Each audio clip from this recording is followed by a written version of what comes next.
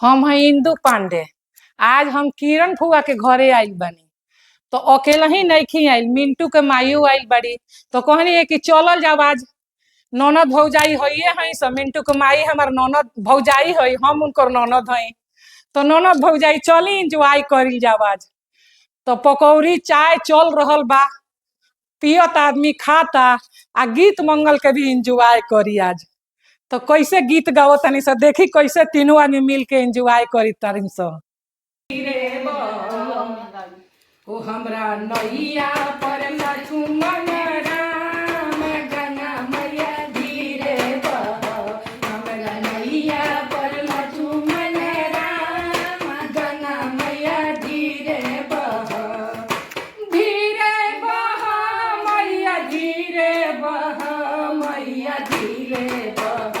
हमरा नैया पर लक्ष्मण राम गंगा मैया धीरे बह। हमरा नैया पर लक्ष्मण राम गंगा मैया धीरे बह। बड़ा भाग से ई दिन आइल, बड़ा भाग से ई दिन आइल।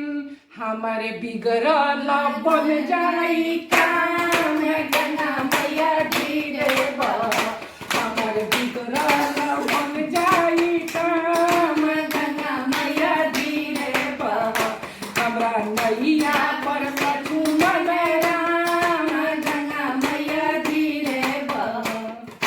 धीरे बह, धीरे बह। कैसे कहाँ गईले राम हो भरत पूछे के। कैसे कहाँ गईले राम हो भरत पूछे के। कैसे तो कहतरी कहाँ गईले राम, कहाँ बाबू लक्ष्मण।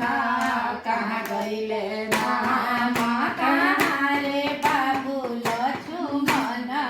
कहाँ में गईली सिया सुकुमार हो भरत पूछे के। कैसे कहाँ गईले राम हो भरत पूछे के। कैसे गईले राम बन हे बाबू लक्ष्मण। बन गईले राम बन हे बाबू लक्ष्मण। संघवे में गल गईली, संघवे में चल गईली सिया सुकुमार हो भरत पूछे के। कैसे कहाँ गईले राम हो भरत पूछे के। कैसे कहाँ गईले राम हो भरत। हमरा पूरा याद नहीं थे। करे लक्ष्मण करे राम गईले का।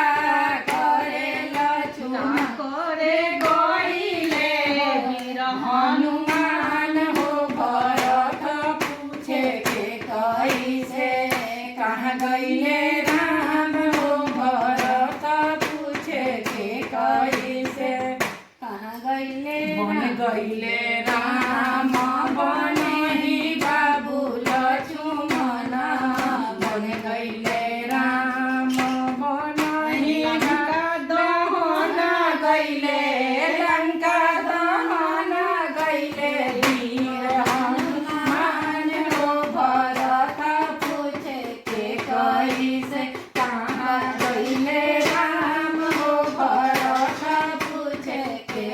मैं कूद पड़ा हूँ दुनियादारी में जकरा हूँ, दुनियादारी में जकरा हूँ। मेरे पाँव पड़े जंजीर, प्रभु जी मुझे कैसे तारोगे।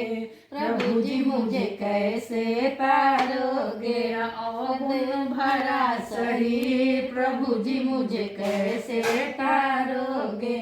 प्रभु जी मुझे कैसे तारोगे। तुलसी तुलसी यार रविदास नहीं हूँ, तुलसी यार रविदास नहीं हूँ। आदमी भी मैं खास नहीं हूँ, आदमी भी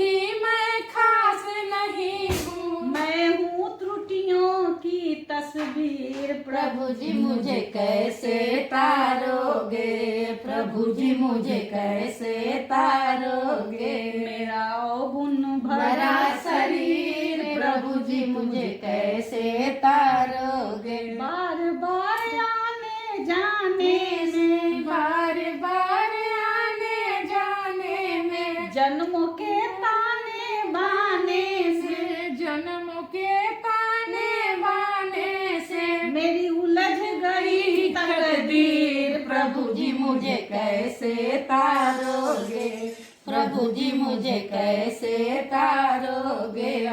गुण भरा शरीर प्रभु जी मुझे कैसे तारोगे, प्रभु जी मुझे कैसे तारोगे।